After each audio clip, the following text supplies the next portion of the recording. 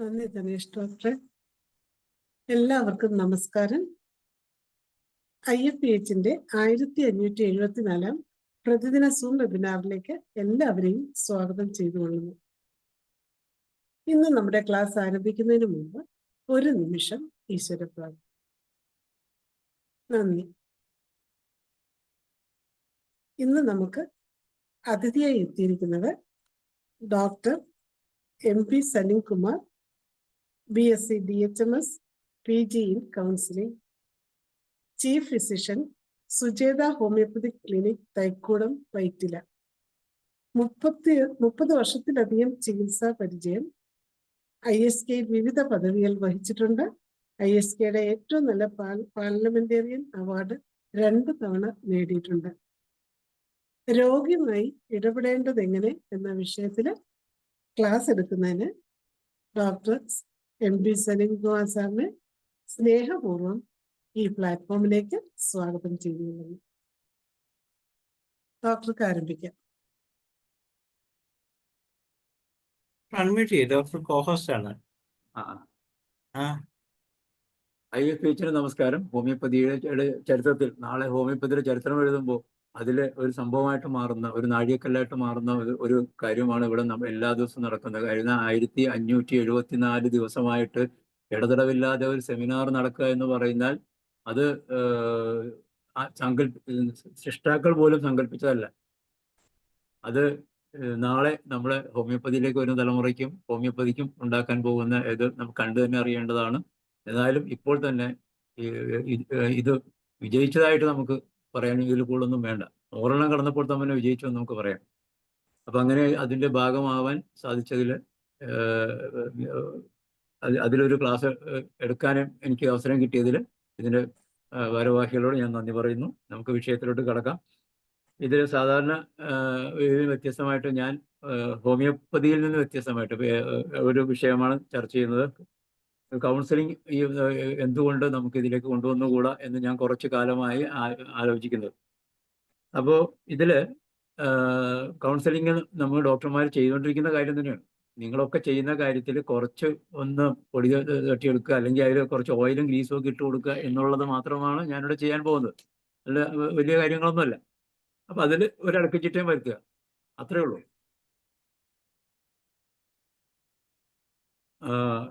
ഇതിൽ ഇനി ഈ പരിപാടിയുടെ ടൈറ്റിൽ 2 രീതിയിലായിരുന്നു. ആദ്യം ഡോക്ടർ സലിംകുമാറിനോടൊപ്പം എന്നായിരുന്നു ഇട്ടത്. പിന്നെ രോഗികളോട് ഇടപെടേണ്ട രീതി എന്ന് പറഞ്ഞ് 2 രീതി വന്നു. അപ്പോൾ 2 കൂടി ചേർത്തുകൊണ്ട് തന്നെയാണ് ഇപ്പോൾ ഞാൻ പറയുന്നത്. ഒന്ന്, ഞാൻ ഈ കൗൺസിലിങ്ങിലേക്ക് എത്തിയത് എങ്ങനെയാണെന്ന് വെച്ച് കഴിഞ്ഞാൽ, ഹോമിയോപ്പതി പഠിക്കുന്നതിന് മുൻപേ ഞാൻ കൗൺസിലിങ്ങും പഠിച്ചയാളാണ്. ഞാൻ ഡിഗ്രിക്ക് പഠിക്കുന്ന സമയത്ത് എറണാകുളത്തെ കത്തോലിക്ക സഭയുടെ ആസ്ഥാനമായുള്ള പാസ്റ്റൽ ഓറിയന്റേഷൻ സെന്ററിൽ കൗൺസിലിങ്ങിൻ്റെ ഒരു കോഴ്സ് തുടങ്ങി. അത് ഇത് ജോലിയിലേക്ക് കയറുന്ന, അധ്യാപകരാവാൻ, നഴ്സുമാരാവാൻ, ഡോക്ടർമാരാനൊക്കെ അങ്ങനെ പോകുന്ന ജോലിയിലേക്ക് കയറുന്ന ആളുകളെ ഉദ്ദേശിച്ചുകൊണ്ട് അവർക്ക് അവരുടെ ഫീൽഡ് തിളങ്ങുന്നതിന് വേണ്ടിയിട്ടുള്ള ഒരു രീതിയിലുള്ള കോഴ്സായിരുന്നു അത്. അന്ന് എനിക്ക് ഇങ്ങനെയുള്ള വിഷയങ്ങളോട് താല്പര്യവും, പിന്നെ ചെറുപ്പത്തിൽ സൈക്കോ മാഗസിൻ ഇങ്ങനെയുള്ള മാസികയൊക്കെ വായിക്കുന്നതുകൊണ്ട് ഇതിനോട് താല്പര്യമുള്ളതുകൊണ്ട് ഇതിൻ്റെ നോട്ടീസ് ഞാൻ പഠിക്കുന്ന മരുതോന്ന കോളേജിൻ്റെ നോട്ടീസ് ബോർഡിൽ കണ്ടു. അപ്പോൾ അത് കോളേജിലെ പുതുതായിട്ട് ചേർന്ന അധ്യാപകരെയൊക്കെ ഉദ്ദേശിച്ചിട്ടാണ് അത് എഴുതിയിരുന്നതെങ്കിലും ഞാൻ ചെന്ന് പ്രിൻസിപ്പലിനോട് പറഞ്ഞു എനിക്ക് കോഴ്സിന് ചേരണമെന്ന് പറഞ്ഞു. അദ്ദേഹം ഇത് നിനക്ക് ഉദ്ദേശിച്ചിട്ടൊന്നുമല്ല, ഇത് ഇവിടുത്തെ അധ്യാപകർക്ക് ഉദ്ദേശിച്ചിട്ടാണ് എന്നൊക്കെ പറഞ്ഞ് ആദ്യം എന്നോട് ചീത്ത പറഞ്ഞു. അദ്ദേഹം അങ്ങനെയാണ്, എന്തും ആദ്യം ഇങ്ങനെ ഉടക്കം പറയും. അത് കഴിഞ്ഞ് അദ്ദേഹം കുറച്ചേരം വിടായിരുന്നിട്ട് പറഞ്ഞു, ഇത്ര ദിവസമായിട്ട് ഈ ബോർഡിൽ ഈ സാധനം കിടന്നിട്ട് ആർക്കും കഴിഞ്ഞില്ല, നീ ഒരു കാര്യം ചെയ്യും, നിനക്ക് സമ്മതം തരാം. അപ്പം അതിനു മുമ്പ് ഇദ്ദേഹം ആദ്യം തന്നെ മടക്കി അയച്ചു, പറ്റില്ല എന്ന് പറഞ്ഞിട്ട്. ഇത് നിന്റെ പ്രായക്കാർ ഉദ്ദേശിച്ചിട്ടല്ല, നീ ചിലപ്പോൾ ഇതൊക്കെ കേരള ചിത്തയിൽ പോകുന്നൊക്കെ പറഞ്ഞ് എന്നോട് അങ്ങനെയൊക്കെ പറഞ്ഞു. ഞാൻ എന്നിട്ട് ഈ കോഴ്സ് നടത്തുന്ന സ്ഥലത്ത് നിന്നിട്ട് അവിടുത്തെ ഫാദറിനെ കണ്ടു. അപ്പോൾ ഫാദർ ഇത് തന്നെ പറഞ്ഞു, നിങ്ങൾക്ക് പറ്റില്ല, നിങ്ങളുടെ പ്രായത്തിൽ പഠിക്കേണ്ടതല്ല, ഇത് കുറച്ചുകൂടി സീനിയർസിനുള്ളതാണ്. എന്നിട്ട് ഫാദർ പറഞ്ഞ്, ഒരു കാര്യം ചെയ്യും, നിങ്ങളുടെ സ്ഥാപനത്തിൻ്റെ നിങ്ങൾ പഠിക്കുന്ന കോളേജിലെ പ്രിൻസിപ്പൽ അനുവദിക്കുമെങ്കിൽ നിങ്ങൾക്ക് ചെയ്യാൻ തരാമെന്ന് പറഞ്ഞു. ഞാൻ വീണ്ടും പ്രിൻസിപ്പലിനെ കണ്ടു. അപ്പോൾ അദ്ദേഹം എനിക്ക് തന്നു, അനുവാദം തന്നു, ഒരു ലെറ്റർ എഴുതി തന്നു. അങ്ങനെ പോയി ചേർന്നു. ആ കോഴ്സ് നടക്കുന്ന സമയത്ത് ഏതാണ്ട് എല്ലാവരും തന്നെ ഒരു 40-45 വയസ്സിന് മുകളിലുള്ള ആൾക്കാരായിരുന്നു. 35 വയസ്സിൽ താഴെ ആരും ഇല്ലെന്ന് തന്നെ പറയാം. അവിടെ 18 വയസ്സുകാരനെ ഞാൻ ചെല്ലുന്നു, ഞാൻ അവിടുത്തെ ബേബിയാണ്. അതുകൊണ്ട് എനിക്ക് അത് ഒരുപാട് കുറെ അധികം ഇത് കിട്ടിയിരുന്നു. ആർക്കും ചോദിക്കാൻ മടിയില്ലാത്ത എന്ത് ചോദ്യം ഞാൻ ചോദിക്കും. അങ്ങനെയൊക്കെ രസകരമായൊരു ഇതായിരുന്നു. അത് ജീവിതത്തിലൊരു വഴിത്തിരിവായിരുന്നു. അത് കഴിഞ്ഞിട്ടൊക്കെ ഞാൻ പിന്നെ ഡിഗ്രി കഴിഞ്ഞിട്ടൊക്കെ പിന്നെ ഹോമിയോപ്പതി പോകുന്നു. ഇത് എത്രത്തോളം പ്രയോജനപ്പെടുന്നൊന്നും എനിക്ക് അറിയില്ലായിരുന്നു. അങ്ങനെ ഇരിക്കുകയാണ് നമ്മുടെ IHKയുടെ ഒക്കെ ക്ലാസ് നടക്കുമ്പോൾ ഒരിക്കൽ പറവൂര് ഡോക്ടർ നോർത്ത് പറവൂരിലെ ഡോക്ടർ, ഒരു ജോസഫ് ഡോക്ടറുണ്ട്. മാതാ ഹോമിയോ എന്ന് പറഞ്ഞിട്ടൊരു കേരളത്തിലെ ഏറ്റവും നല്ല ഏത് റെയർ മെഡിസിനും ചോദിച്ചാൽ റെഡിയാക്കി തരുന്ന, അവരെങ്ങനെ എത്തിച്ചേരുന്ന ഒരു സ്ഥാപനമാണത്.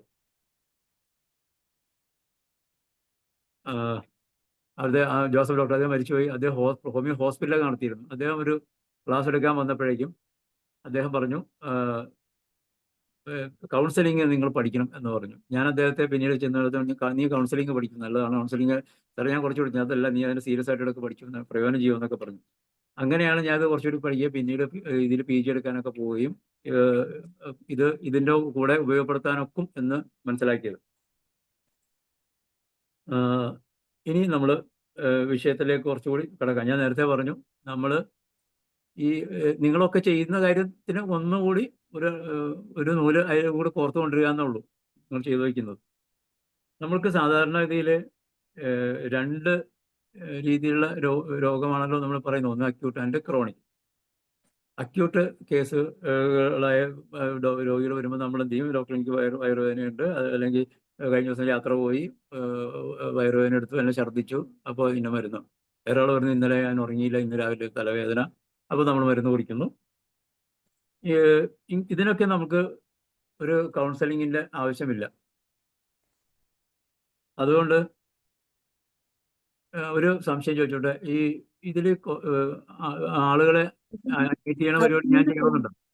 അതുപോലെ ഡോക്ടർ ഒന്നും ചെയ്യണ്ട, ഇവിടുന്ന് ചെയ്യുന്നുണ്ട്. ഓക്കെ. ഇതിങ്ങനെ വന്നിട്ട് എനിക്ക് അതിനകത്തൊരു കൺഫ്യൂഷൻ, അതുകൊണ്ട് ഓക്കെ. ശ്രദ്ധ പോകും, അത് ചെയ്യണ്ട. ഓക്കെ. ആ. ഓക്കെ.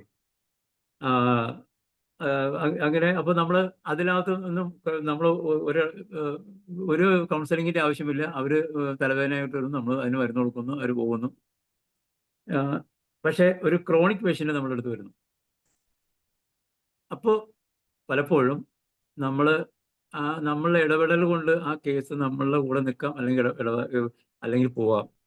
മരുന്ന് സിമിലിമം തന്നെ ആണായാലും അല്ലെങ്കിലും നമ്മൾ പലപ്പോഴും സിമിലിമത്തിലേക്കാണ് കോൺസെൻട്രേറ്റ് ചെയ്യുന്നത്.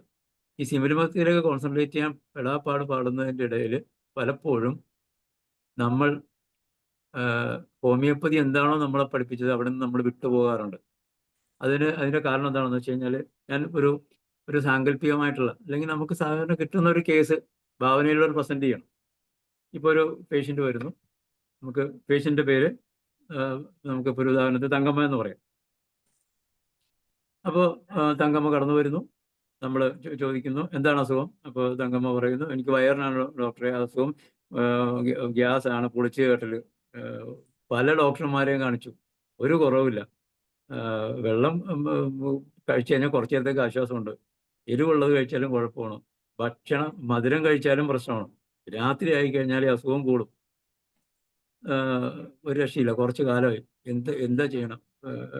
അപ്പം എന്താ പിന്നെ ഡോക്ടറെ അടുത്ത് വന്ന് നോക്കാമെന്ന് വിചാരിച്ചു. അപ്പോൾ നമ്മൾ ഹോമിയോപ്പതി ഡോക്ടർ എന്നുള്ള നിലക്ക് നമ്മൾ എന്ത് ചെയ്യുന്നു? നമ്മൾ സവർ ഇലക്ട്രേഷൻ എന്നോ അല്ലെങ്കിൽ ഇതൊക്കെ എടുത്തിട്ട് ഈറ്റിംഗ് അഗ്രവേഷൻ അതെടുക്കുന്നു.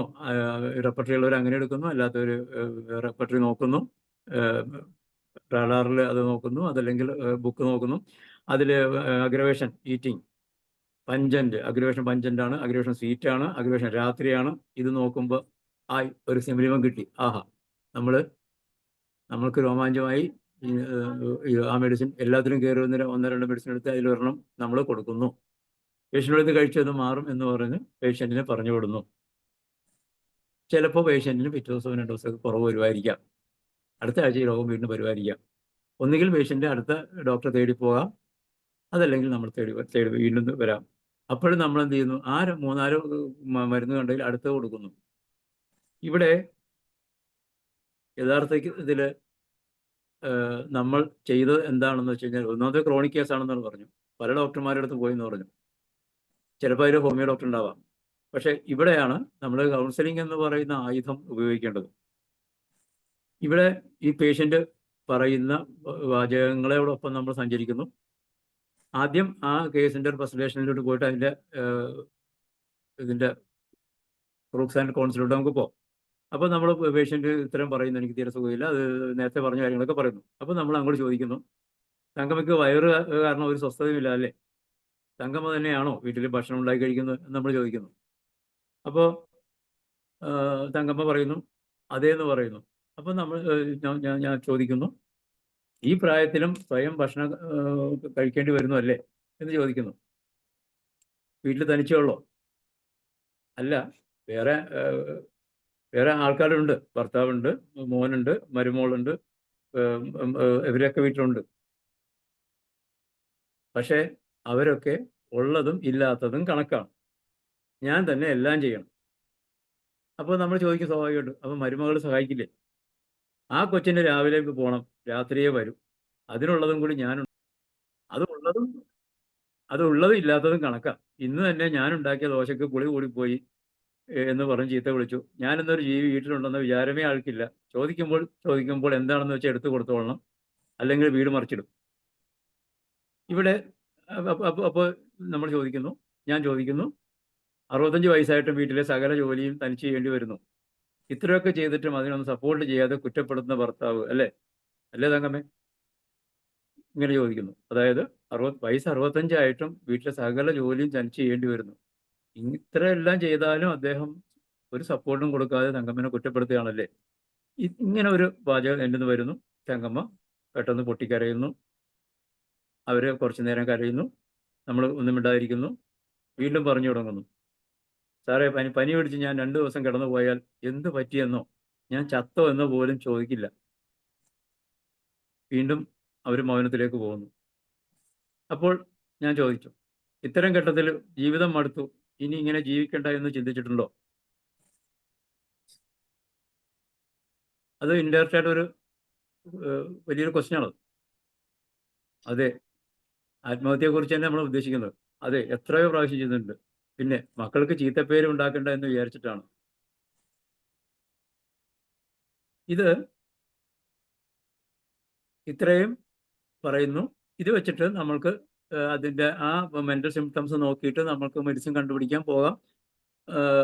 ചിലപ്പോൾ നമുക്ക് എന്തെങ്കിലും കിട്ടും. അവിടെ എയിൽമെൻറ്റ്സ് ഫ്രം നമുക്ക് പലതും ഉണ്ടല്ലോ, മോർട്ടിഫിക്കേഷൻ ഉണ്ട്, ആങ്കർ ഉണ്ട്, ഇങ്ങനെ പലതും കിടപ്പുണ്ട്. അല്ലെങ്കിൽ സൂയിസൈഡ് തോട്ട്സ് ഉണ്ട്, ഡിസപ്പോയിൻമെൻ്റ് ഉണ്ട്. ഇതൊക്കെ വെച്ചിട്ട് നമ്മൾ കൊടുക്കുന്ന മരുന്ന് എങ്ങനെയായാലും എന്തെങ്കിലും ചെന്ന് ഫലിക്കാതിരിക്കില്ല. അതോടെ നിന്നോട്ടെ. എൻ്റെ ഉദ്ദേശം ഇപ്പം അങ്ങനെ പോകുന്നതല്ല.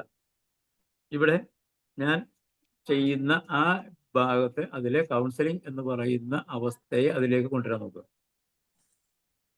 പേഷ്യൻ്റ് ആദ്യം അവർ പറഞ്ഞ രോഗങ്ങളെ കുറിച്ച് പറഞ്ഞു.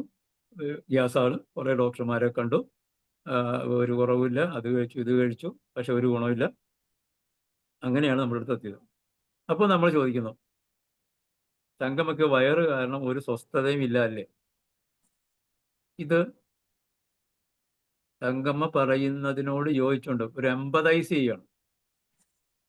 സിമ്പതൈസ് ചെയ്യില്ല, എമ്പതൈസ് ചെയ്യുക. നേരെ വെച്ച് അയ്യോ തങ്കമ്മേ കഷ്ടമാണല്ലേ എന്നല്ല പറയുന്നത്. പേഷ്യൻറ്റിനോടൊപ്പം നമ്മൾ യാത്ര ചെയ്യണം.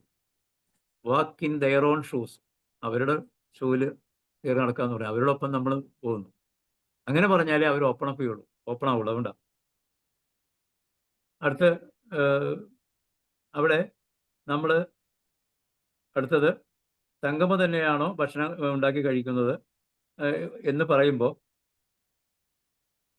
അവർ ഈ പ്രായത്തിലും സ്വയം ഭക്ഷണം ഉണ്ടാക്കി കഴിക്കേണ്ടി വരുന്നു, വീട്ടിൽ തനിച്ചേ ഉള്ളൂ. ഇതൊക്കെ പറയുമ്പോൾ നമ്മളതൊക്കെ പറയും, ഇത്രയും പ്രായമായിട്ടും ഈ അവസ്ഥയിലും തങ്കമ്മ ഭക്ഷണം കഴിക്കേണ്ടി വരുന്നു അല്ലേ എന്ന് ചോദിക്കുമ്പോൾ അതിന് ഈ കൗൺസിലിംഗ് ഇതിലൊക്കെ നമ്മൾ പറയുന്ന ഒരു വേർഡ് മിററിംഗ് എന്ന് പറയും.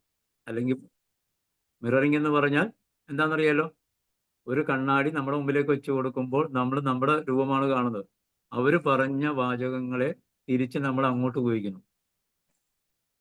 ഈ മിററിംഗ് തന്നെ മറ്റ് ഇതിന്റെ വേറൊരു രീതിയാണ് പാരാഫ്രൈസിങ് എന്ന് പറയുന്നത്. അതായത് പേഷ്യന്റ് പറയുന്ന സ്റ്റോറി നമ്മൾ അതേപടി അതിനൊന്ന് ചുരുക്കം തങ്കമ്മ ഇങ്ങനെ പോയി അങ്ങനെ പോയി അത് കഴിഞ്ഞിട്ട് വന്നിട്ട് പല ഡോക്ടർമാരെ കണ്ടു, പക്ഷേ വയറുവേദന കുറവില്ല അല്ലേ തങ്കമ്മ എന്ന് പറയുമ്പോൾ പേഷ്യന്റിന് ഉണ്ടാകുന്ന ഒരു ഫീലിംഗ് ഉണ്ട്. എന്താണ്? ഞാൻ പറയുന്നത് മുഴുവൻ ഡോക്ടർ കേട്ടിട്ടുണ്ട്, ഡോക്ടർ എന്നെ ഉൾക്കൊള്ളുന്നുണ്ട് എന്നുള്ളത്. ഇവിടെ അവർ പറഞ്ഞൊരു വാചകമുണ്ട്, സാധാരണ നമുക്ക് പ്രതീക്ഷിക്കാത്ത ഒരു വാചകമാണ്. എന്താണ്? ആ കൊച്ചിന് ഒന്നിനും നേരമില്ല എന്ന് പറയുമ്പോൾ ആ കൊച്ചെന്നൊരു വാക്ക്, അതിന് രാവിലെ പോകണം എന്ന് പറയുമ്പോൾ അവിടെ ഒരു വിഷയമുണ്ട്. ഏതാണ്? അവിടെ ഇൻലോ പ്രോബ്ലം അല്ല. കാരണം എന്താ? കുട്ടിയുടെ അമ്മായിയമ്മ എന്നുള്ള നിലക്ക് ആ മരുമകളോട് അവർക്ക് യാതൊരു കുഴപ്പമില്ല. നമ്മൾ സംസാരത്തിൽ നിന്ന് നേരത്തെ തെളിഞ്ഞു വന്നു. അതാണ് അവിടെ വില്ലൻ ആരാണ്? സ്വന്തം ഭർത്താവാണ്. ഭർത്താവിൽ നിന്നുള്ള ഒരു സ്നേഹം അവർക്ക് കിട്ടുന്നില്ലെന്നുള്ളതാണ്. ഇവിടെ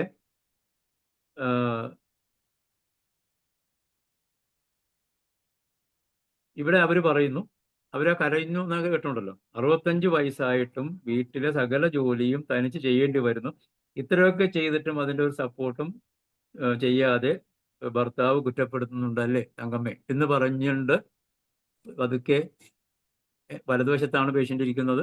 പേഷ്യന്റിന്റെ തോളിൽ പതുക്കെ ഒന്ന് പിടിക്കുന്നു, പതുക്കെ ഒന്ന് തട്ടിക്കൊടുക്കുന്നു. അല്ലേ തങ്കമ്മേ എന്ന് പറയുമ്പോൾ ആ സമയത്താണ് തങ്കമ്മ ഓപ്പൺ അപ്പ് ചെയ്യുന്നത്, പൊട്ടി ഒലിക്കുന്നത്.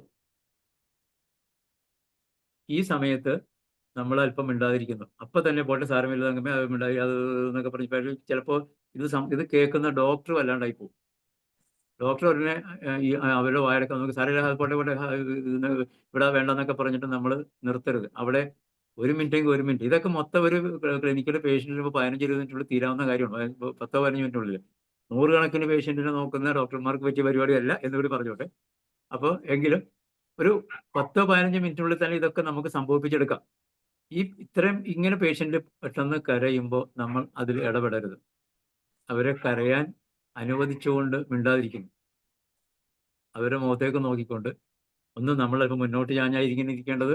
കസേരയിൽ ചാഞ്ഞു കിടന്നുകൊണ്ടല്ല, അവർ കരഞ്ഞോട്ടെ എന്ന് വിചാരിക്കല്ല, മുന്നോട്ട് കരഞ്ഞുകൊണ്ട് അവരുടെ ആ കരച്ചിലിന് നമ്മൾ അവസരം കൊടുക്കുക. ഒരു മിനിറ്റൊക്കെ കൂടി വന്നാൽ വേണ്ടി വരുള്ളൂ. ഈ സമയം ഇതിനെയാണ് നമ്മളെ അടുത്ത് വരുന്ന ഒരാൾ കുരുവായിട്ട് വരുന്ന ഒരാൾ കുരു പൊട്ടിക്കാന്ന് പറയുന്നത്. നമ്മളൊരു ബ്രേക്കിംഗ് ദ ആപ്സസ്. നമ്മളിവിടെ അവരുടെ ആപ്സസ് ബ്രേക്ക് ചെയ്യണം. ആ ആപ്സസ് ബ്രേക്ക് ചെയ്തത് കൊണ്ടാണ് അവരുടെ ഉള്ളിലുള്ള വികാരങ്ങൾ പുറത്തോട്ട് വരുന്നുള്ളൂ.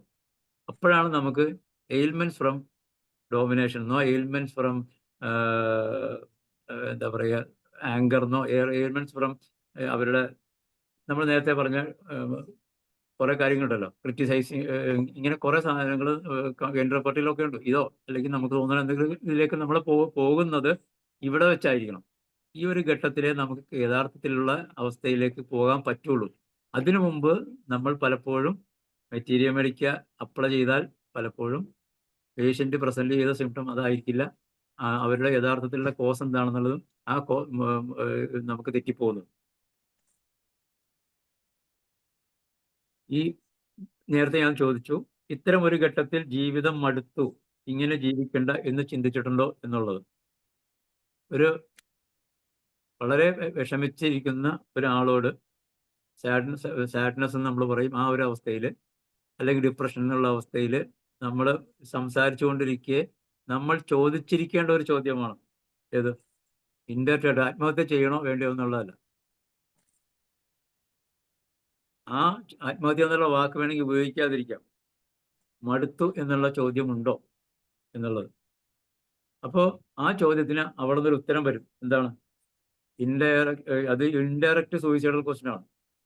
പേഷ്യന്റ് സൂയിസൈഡ് ചെയ്യാൻ ഉദ്ദേശമുണ്ടെങ്കിൽ അല്ലെങ്കിൽ സൂയിസൈഡ് തോട്ട്സ് മനസ്സിൽ വരുന്നുണ്ടെങ്കിൽ അയാൾ അപ്പോൾ അത് തുറന്ന് പറയും.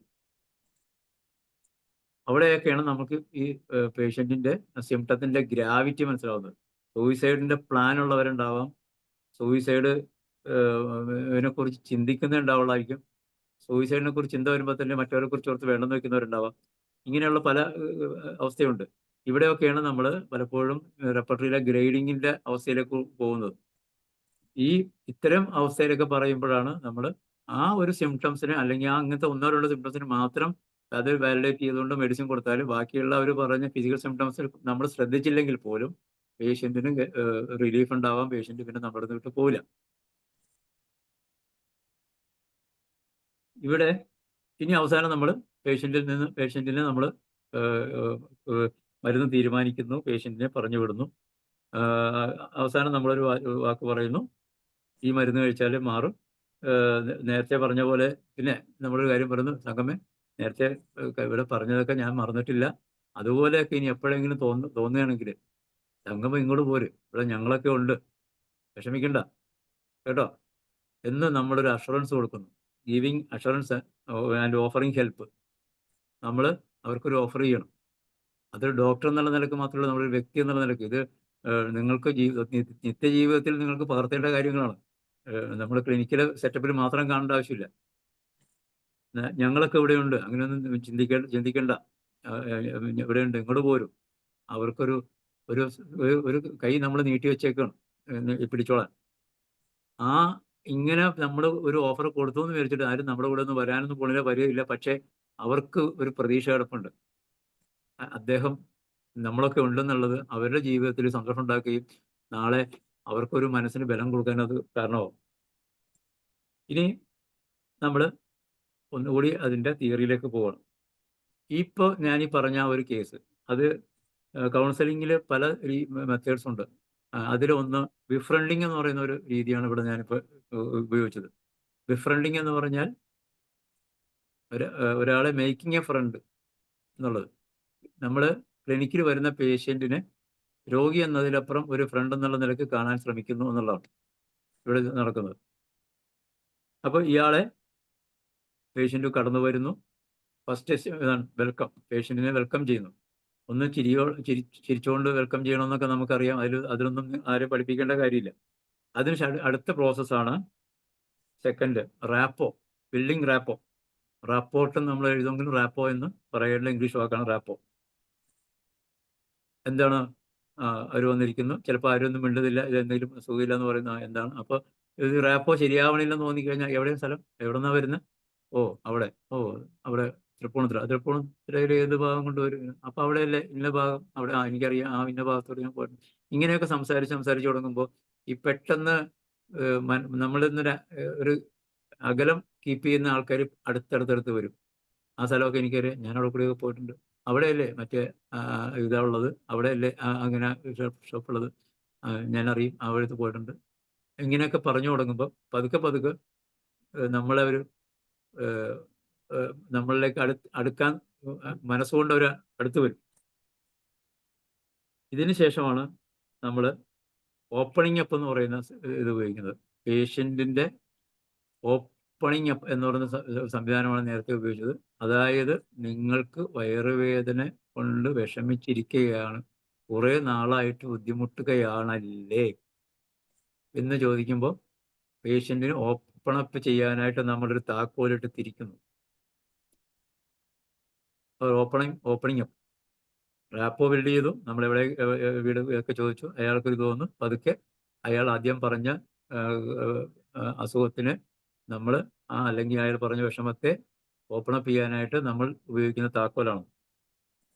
ഒരു പരിധിവരെ നേരത്തെ പറഞ്ഞ പോലെ എംപതൈസ് ചെയ്യുന്നു, അയാളൊപ്പം നടന്നുകൊണ്ട് തന്നെ ആ കാര്യം പറയുന്നു. അതിൽ ഓപ്പണിംഗ് അപ്പിൽ ഉപയോഗിക്കുന്ന ഒരു ടെക്നിക്കാണ് പാരാഫ്രൈസിങ്.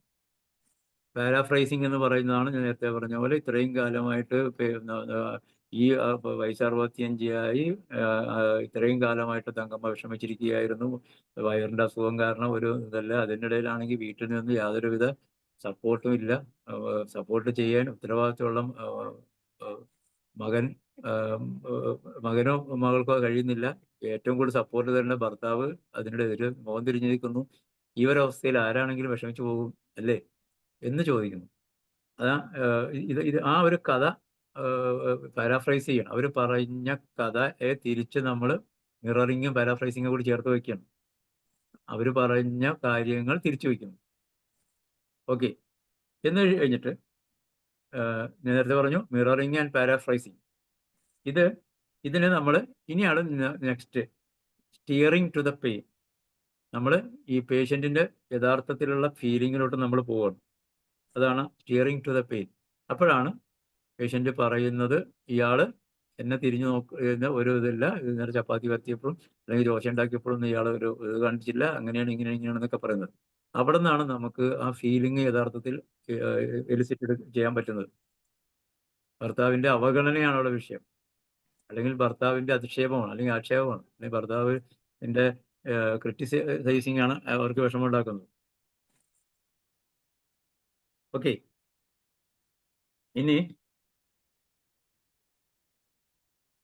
ഈ വേദന വരുമ്പോൾ ഇവിടെയാണ് നമ്മളുടെ ഹോമിയോപ്പതി അപ്ലൈ ചെയ്യാവുന്നത്. വേദനയെക്കുറിച്ചാണെങ്കിൽ, അല്ലെങ്കിൽ വിഷമം ഉണ്ടാക്കുന്നതിൽ ഈ സമയത്ത് എന്താണെന്ന് നിങ്ങൾക്ക് തോന്നുന്നത്. ഇപ്പോൾ വേദനയെക്കുറിച്ചാണെങ്കിൽ നമുക്ക് ചോദിക്കാനുണ്ട്, എപ്പോൾ വേദന വരും, രാവിലെയാണോ, ഉച്ചയ്ക്കാണോ, വൈകുന്നേരമാണോ, രാത്രിയാണോ, കിടക്കുമ്പോഴാണോ, ഇരിക്കുമ്പോഴാണോ, അങ്ങനെ ഇങ്ങനെയൊക്കെ ചോദിക്കാം. അതല്ല, ഇവർ ഏറ്റവും കൂടുതൽ എപ്പോഴാണ് നിങ്ങൾ ഒറ്റപ്പെട്ടു പോകുന്നുള്ള ചിന്ത കൂടുതൽ വരുന്നത്? വീട്ടിൽ തനിച്ചിരിക്കുമ്പോഴാണോ, അതല്ല ഇതല്ലാണോ, അല്ലെങ്കിൽ എങ്ങനെയാണ്? അപ്പോൾ അവർ പറയും, വൈകുന്നേരമായ അദ്ദേഹം ഇറങ്ങിപ്പോവും, പിന്നെ ഞാൻ മാത്രമേ ഉള്ളൂ. ഇതാണ് ആ സമയത്താണ് എനിക്കിങ്ങനെ ചിന്തകളൊക്കെ വരുന്നത്. അപ്പോൾ എന്താണ് ചിന്തിക്കുന്നത്? അങ്ങനെയാണ് ഇങ്ങനെയാണ്. അതിലിപ്പോൾ എന്താണ്? അപ്പോൾ ഭർത്താവ് നിങ്ങളെ തിരിച്ച് ഒരു വാക്ക് പറഞ്ഞിരുന്നെങ്കിൽ സന്തോഷമാകുമായിരുന്നു. ഇങ്ങനെയൊക്കെ പറയുമ്പോഴാണ് നമ്മൾക്ക് ആവശ്യമുള്ള ഫീലിംഗ് എലിസിറ്റ് ചെയ്യും. കൃത്യമായിട്ട് അതിൽ നിന്ന് പെറുക്കിയെടുക്കാൻ പറ്റും.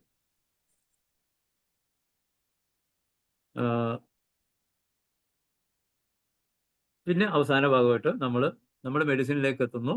ഈ നമുക്ക് കിട്ടുന്ന ഫിസിക്കൽ സിംപ്റ്റംസിന്റെ കൂടെ തന്നെ അതിനേക്കാൾ ഇമ്പോർട്ടൻസ് കൊടുത്തുകൊണ്ട് മെന്റൽ സിംപ്റ്റംസ് മാർക്ക് കൊടുത്തുകൊണ്ട് നമ്മൾ റെപ്പർട്ടൈസ് ചെയ്യുന്നവർ അങ്ങനെ ചെയ്യുന്നു. അതല്ലെങ്കിൽ പ്രധാനപ്പെട്ട മെന്റൽ സിംപ്റ്റംസിന് ഇമ്പോർട്ടൻസ് കൊടുത്തുകൊണ്ട് നമ്മൾ എടുക്കുന്ന മരുന്ന് പേഷ്യന്റിന് എന്തെങ്കിലും ഒരു ആശ്വാസം ഉണ്ടായിരിക്കും. അവിടെയാണ് നമുക്ക് കാരണം എന്ന് വെച്ച് കഴിഞ്ഞാൽ, ഈ 5-10 ഡോക്ടർമാരുടെ അടുത്ത് പോയി, അല്ലെങ്കിൽ കുറേ കാലമായിട്ട് പല പല മരുന്നുകളും കഴിച്ച് നടക്കുന്ന ഒരാളുടെ അവിടെ നമ്മൾ ഈ നമ്മളുടേതായ ഫിസിക്കൽ സിംപ്റ്റംസ് മാത്രം വെച്ചുകൊണ്ട് ഒരു മരുന്ന് കൊടുത്താൽ പ്രയോജനപ്പെടും എന്നുള്ള സത്യമായിരിക്കും, പെടാതിരിക്കില്ലായിരിക്കും. പക്ഷേ ഒരാഴ്ച കഴിയുമ്പോൾ പേഷ്യൻ്റ് വീണ്ടും പഴയ പോലെ തന്നെ ആവാം.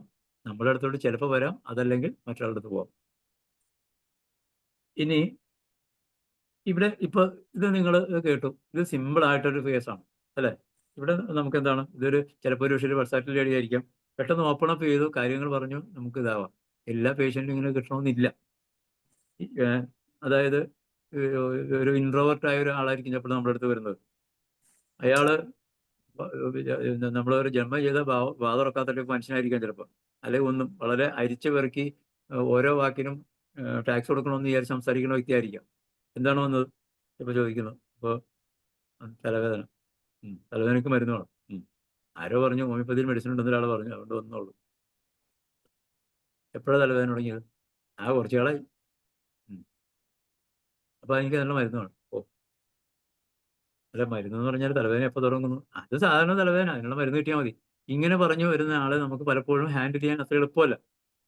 അവിടെ നമ്മൾ ഈ പറഞ്ഞ തിയറികളൊന്നും വേണ്ടത്ര രീതിയിൽ ഫലിക്കില്ല. അവിടെ നമ്മൾ വീണ്ടും ഈ നേരത്തെ പറഞ്ഞതുപോലെ റാപ്പോ ബിൽഡിങ്ങിലോട്ട് പോകണം. അയാളുടെ തലവേദന നമ്മൾ എഴുതി വയ്ക്കുക, അയാൾ പറഞ്ഞ സിംപ്റ്റംസ് എഴുതി വെച്ച് കഴിഞ്ഞിട്ട് ഒരു കാര്യം ഉറപ്പിക്കുക, അങ്ങനെ തലവേദന മാറ്റാൻ നോക്കിയാൽ തലവേദന പോവില്ല.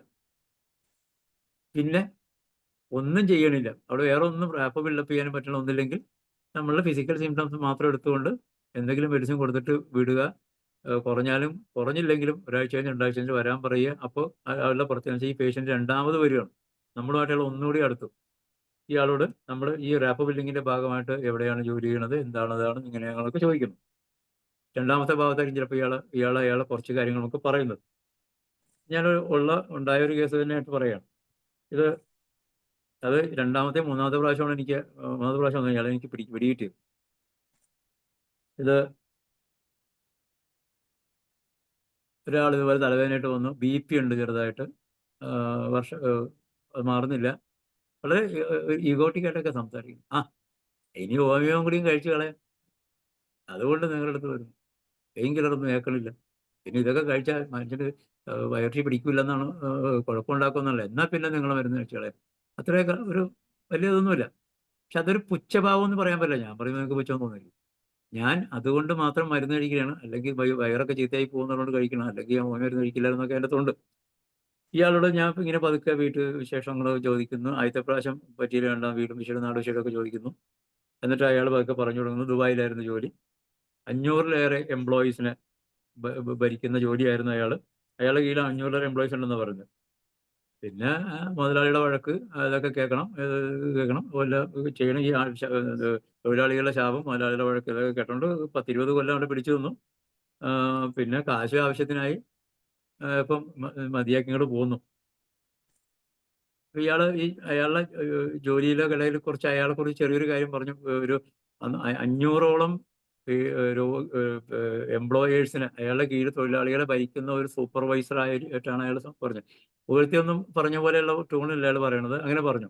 അപ്പോൾ നമുക്കവിടെ ഈ ഒരു സാധനം ആണ് നമുക്ക് താക്കോലായിട്ട് വീണ് കിട്ടുന്നത്. കാര്യം അയാളിലേക്ക് കെയർ കിട്ടാനുള്ളൊരു വാക്കാണ്. അത് ഞാൻ 3ാമത്തെ പ്രാവശ്യമാണ് എനിക്കത് ഉപയോഗിക്കാൻ പറ്റിയത്. ഈ അന്ന് സാറ് പറഞ്ഞല്ലോ, 500 പേര് നിങ്ങൾക്ക് കിട്ടുന്നത്. അപ്പൊ 500ഓളം പേരെ ഭരിക്കാൻ പറ്റുന്ന ജോലിയിലാണ് നിങ്ങൾ വരുന്നത്. അപ്പൊ ആ ജോലിയിലേക്ക് തന്നെയാണ് ആദ്യം കയറിയത്. അല്ല, ഞാനൊരു വർക്കറായിട്ട് കയറിയതാണ്. ഓഹോ. അപ്പോൾ അത് 2 പേരായ ഞങ്ങൾക്ക് ഒരു പ്രൊമോഷൻ കിട്ടി. പിന്നെ ഒരു 1-2 വർഷം കഴിഞ്ഞപ്പോൾ എനിക്ക് പോസ്റ്റിലേക്ക് കമ്പനി നേരിട്ട് വരിക ചെയ്തത്. അത്രയൊക്കെ നിങ്ങൾ 1-2 വർഷം കൊണ്ട് ഇത്രയും വലിയൊരു പോസ്റ്റിലേക്ക് എത്തി എന്നുള്ളത് വലിയൊരു കാര്യമാണല്ലോ. അത് വേറെ ആർക്കും ചെയ്യാൻ പറ്റിയ കാര്യമല്ല അപ്പൊ നിങ്ങൾക്ക് കിട്ടിയത്, അല്ലേ? എന്നൊക്കെ പറഞ്ഞു.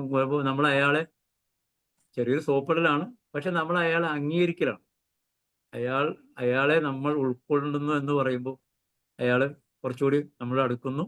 അവിടെ നമ്മൾ തമ്മിലുള്ള ഗ്യാപ്പ് അവിടെ മാറുന്നു. അപ്പോൾ അയാൾ കാര്യങ്ങൾ കുറച്ചുകൂടി പറയുന്നു.